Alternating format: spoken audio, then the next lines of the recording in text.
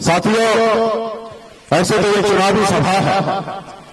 हर 5 साल में 2 बार चुनाव होता है, एक बार राज्य में मुख्यमंत्री को चुनने के लिए और एक बार देश का प्रधानमंत्री को चुनने के लिए साथियों। लेकिन इस बार का जो चुनाव है बहुत ही खास चुनाव है साथियों। ये चुनाव अपने आप में, जैसे हमारे पूर्वज, आज के पूर्वज ने अंग्रेज से आजादी लेने के लिए लड़ाई लड़ा, संघर्ष किया, आज उसी तरीके से ये लड़ाई है साथियों।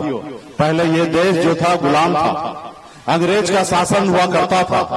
आपके और हमारे पूर्वज ने पौने 200 साल अंग्रेज से लड़ाई लड़ा, हजारों लाखों की संख्या में शहीद हुए। उसके बाद ये देश आजाद हुआ साथियों। और जब देश आजाद हुआ तो बाबा साहब भीमराव अम्बेडकर ने हमें एक संविधान बना के दिया, एक लोकतंत्र बना के दिया।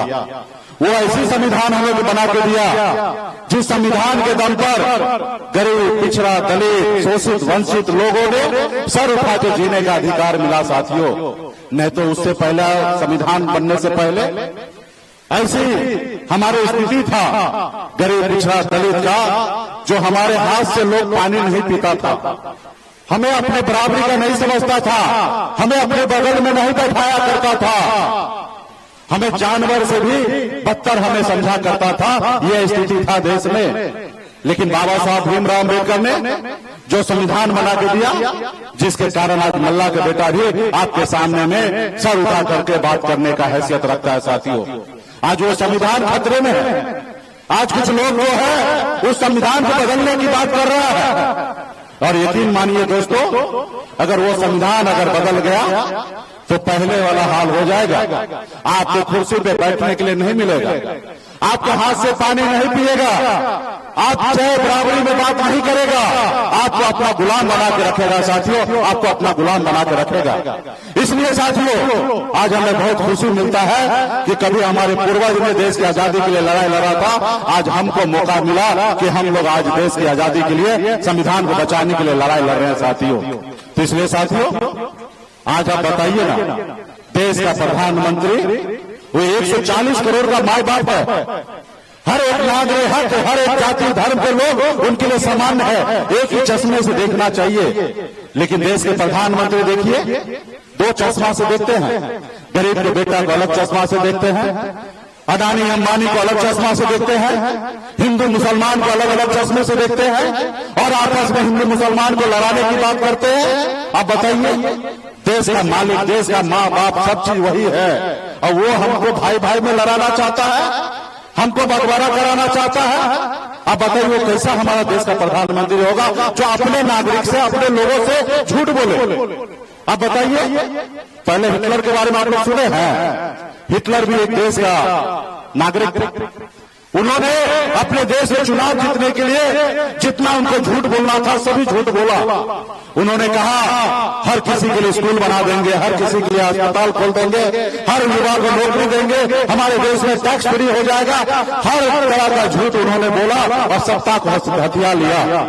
उसी के रास्ते पे चलते हुए हमारे देश में मोदी जी ने 2014 में आए और देश के हर एक नागरिक से झूठ बोला।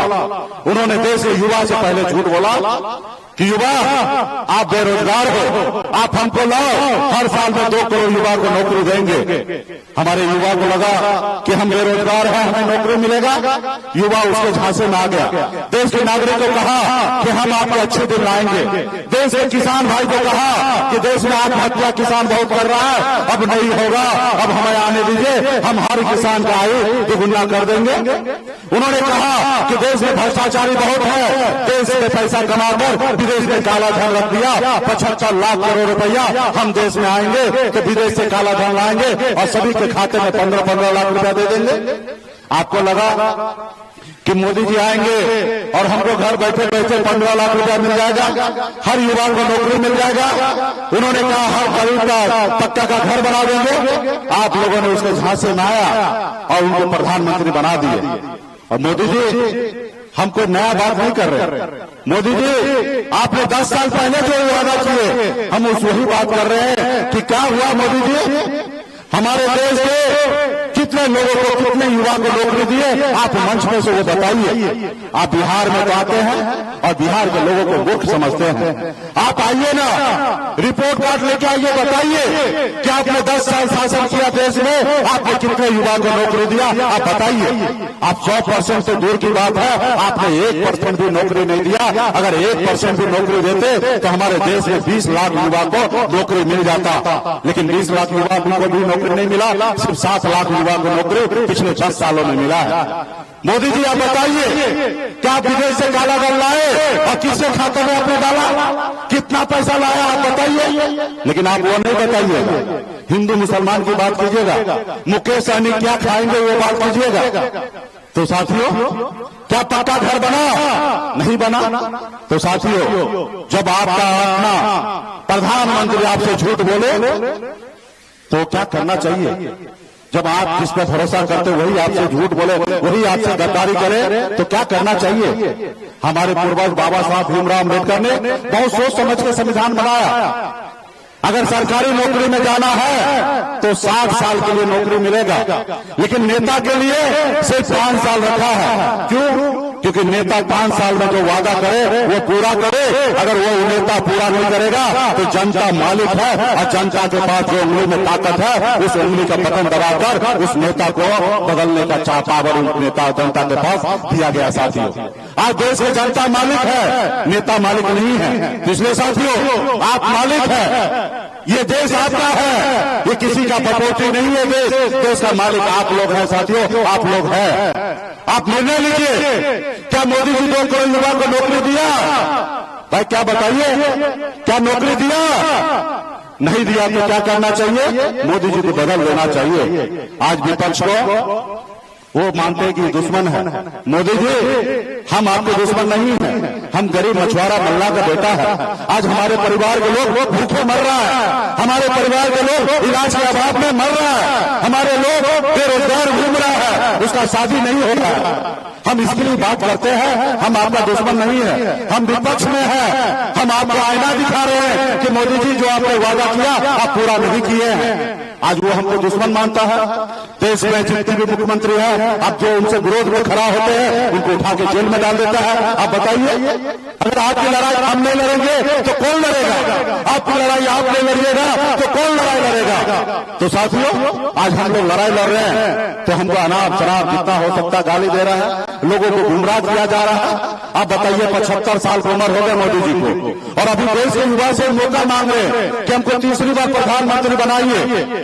और जब उन्होंने एक योजना लाया था, अग्निवीर योजना, उस योजना में आप 18 साल में बहाली कीजिए और 22 साल में रिटायर हो जाइए, यानी कि 4 साल में कॉन्ट्रैक्ट पे आप बहाली रहिए और 4 साल के बाद रिटायर हो जाइए। आप बताइए, ये देश का युवा 22 साल में रिटायरमेंट हो जाएंगे और 75 साल के बुजुर्ग जो है वो देश का प्रधानमंत्री बनेंगे। बताइए, ऐसा योजना है? तो इसलिए साथियों, समय आ गया है आपको निर्णय लेने का। ये गरीब का सरकार नहीं है। ये 5 किलो चावल आपको बांट के कहते हैं कि हम देश का विकास करते हैं। मोदी जी, हमको 5 किलो चावल नहीं चाहिए, हमारे बच्चे को पढ़ने के लिए स्कूल चाहिए। मोदी जी, हमको 5 किलो चावल नहीं चाहिए, हमारे बच्चे के इलाज के लिए हॉस्पिटल चाहिए। हमें मोदी जी 5 किलो चावल नहीं चाहिए, हमारे भाई को, हमारे बेटा को नौकरी चाहिए। मोदी जी, हमें चावल नहीं चाहिए, हमारे बच्चे को नौकरी मिल जाएगा, वो दूसरे 10 आदमी को खाना खिलाएगा, वो किसी से मांगेगा नहीं। और ये मोदी जी, ये 5 किलो चावल जो आपके कार्यकर्ता कहते हैं भाजपा वाले कि मोदी जी चावल दे रहे हैं, बताइए ना, आपका अपना खजाना से दे रहा है? ये देश का खजाना का चावल है, और देश का खजाना जो है ये देश का जनता का है, किसी का बाप का बटोती नहीं है जो आप कहते हैं कि हम दे रहे हैं। आप कुछ नहीं दे रहे हैं, आपको देश में प्रधानमंत्री बने तनख्वाह लेते हैं, आप कुछ नहीं देते हैं। आपने जो काम करने के लिए तनख्वाह लेते हैं उसके अनुकूल काम नहीं करते हैं। ये देश का संपत्ति है, देश के लोगों का है। तो इसलिए साथियों, आपको समझना पड़ेगा कि क्या लड़ाई लड़ना है। ये अदानी अंबानी की सरकार है, ये आपका नहीं है। आपने देखा है कभी उनका घोटाला पकड़ा गया, 16,000 करोड़ रुपया उन्होंने बॉन्ड के जरिए उठा लिया। उन्होंने धंधा दो और चंदा लो का ये नियम पे बनाया, जिन लोगों को चंदा लो, जो चंदा नहीं दे रहा उसको ईडी सीबीआई का नोटिस भेज दो, उठा के जेल में डाल दो ताकि वो चंदा दे। गांव में देखते होंगे जो गुंडागर्दी करता है, किसी का जमीन कब्जा कर लेता है, किसी का घर कब्जा कर लेता है, किसी का खेत कब्जा कर लेता है, देखते ना। अब बाद में बोलता कुछ पैसा दो तो हम छोड़ देंगे। वही काम मोदी जी कर रहे हैं कि भाई तुम हमको चंदा दोगे तो धंधा देंगे, तुम चंदा नहीं दोगे तो उठा के जेल बंद कर देंगे। 16,000 करोड़ रुपया उन्होंने चंदा उठा लिया। ये मोदी जी देश नहीं चला रहे, ये कंपनी चला रहे हैं। देश में हर जिला में देखिएगा वो आलिशान उनका ऑफिस बना दिया। अब बताइए, कांग्रेस पार्टी इतना पुराना पार्टी है, आप उनका ऑफिस देखे हैं? नहीं देखे हैं। इसलिए साथियों, ये गरीब पिछड़ा का नहीं है। आज मुझे देखिए, जानिए, लोग कहते हैं अपने दिल से जानो पराधीन का हाल। मैं गरीब एक मल्ला का बेटा हूँ, अति पिछड़ा समाज से आता हूँ। हम इतना गरीब थे कि हमारे पिताजी मछली मारते थे, अगर एक रोज मछली ना मारे तो दूसरे रोज घर पे खाना ना बने। इतना गरीब परिवार में जन्म लिया। मैं 18 साल की उम्र में घर परिवार को छोड़कर बॉम्बे जैसे शहर चला गया। वहां मेहनत किया, मजदूरी किया। मात्र 900 रुपया महीने पे 30,000 रोज का मजदूरी करता था। लेकिन ऊपर वाले के आशीर्वाद से मेहनत के दम पर बॉम्बे जैसे शहर में अपनी कामयाबी का झंडा गाड़ा, बेहतर जिंदगी जी रहा था। फिर मैंने देखा कि लोग चांद पे घर बनाने की सोच रहा है, लेकिन हमारे लोगों के लिए दिन बेदार मनिया मला चाय पियर बन पर केवल इनके रहने के लिए घर नहीं है। मैंने मुंबई के ऐशोआराम जिंदगी को छोड़कर बिहार में आकर संघर्ष करने लगा, लड़ाई लड़ने लगा अपने लोगों को। जब बंगाल में 7% का आरक्षण है तो बिहार में क्यों नहीं? जब दिल्ली में आरक्षण है तो बिहार में क्यों नहीं? लड़ाई लड़ते लड़ते 2020 में हमने पार्टी बनाया और 4 विधायक बनाया। और 4 विधायक बनाया। आपने देखा कि हमारे पास इतना ताकत था। अगर 4 विधायक का समर्थन नीतीश जी को नहीं देते तो 2020 में नीतीश जी बिहार का मुख्यमंत्री नहीं बनता। हमारे समर्थन से मुख्यमंत्री बनाया, सरकार बना, हम मंत्री बने, अपने लोगों के लिए, समाज के लिए काम कर रहा था। लेकिन उन्होंने क्या किया? हमारे विधायक को खरीद लिया, हमको सरकार से बाहर कर दिया, जो सरकार हमने बनाया था। सिर्फ इसलिए क्योंकि हम गरीब मल्ला का बेटा है। कल तक उन्होंने हमारे लोगों को अपने पैर तले ताप के रखता था, कुचल के रखता था। हम सीना तान कर अपने लोगों का काम कर रहे थे, उसको हजम नहीं हुआ। उनको हमको सत्ता से बाहर कर दिया। हम आज फिर से संघर्ष करने लगे, रोड पे उतरे। हम लड़ाई लड़ रहे हैं अपने लोगों के लिए, अपने समाज के लिए लड़ाई लड़ रहे हैं। तो क्या हम गुनाह कर रहे हैं? नहीं, हम उनके हक अधिकार के लिए लड़ाई लड़ रहे हैं। हमारे पूर्वज भी हमारे देश के लिए लड़ाई लड़ा, आज हम भी अपने लोगों के लिए लड़ाई लड़ रहे हैं साथियों। इसलिए साथियों, ये गरीब पिछड़ा का सरकार नहीं है, इसको बदलने की आवश्यकता है। जो बाबा साहब का संविधान है उसको सुरक्षित रखने के लिए हम लोगों को संघर्ष करना, लड़ाई लड़ना, ताकि यहाँ पे पार्टी के जितने भी नेता है, संगठन के पार्टी के लोग हैं, निषाद समाज से लोग हैं, सभी से हाथ जोड़कर अपील करता हूं कि एक अति पिछड़ा का बेटी बीमा भारती यहाँ पे राष्ट्रीय जनता दल के लालटेन छाप से यहाँ पे चुनाव लड़ रहे हैं। 2 नंबर क्रमांक है, मजबूती से इनको वोट दीजिए और इनको जिताइए और लड़ाई लड़कर दिल्ली तक पहुंचाइए। आपका हक अधिकार की बात करेगा। हमारा इंडिया गठबंधन का सरकार बनेगा, राहुल गांधी जी के नेतृत्व में सरकार बनेगा और हम लोग गरीब लोगों का साथ न्याय करेंगे और बहुत सारा काम करेंगे। सिर्फ जरूरी है कि आप ईमानदारी से सोचिए और समझिए और सही निर्णय लीजिए और हम लोगों का हाथ को मजबूत करने का काम कीजिए। बहुत बहुत धन्यवाद तमाम हमारे साथी।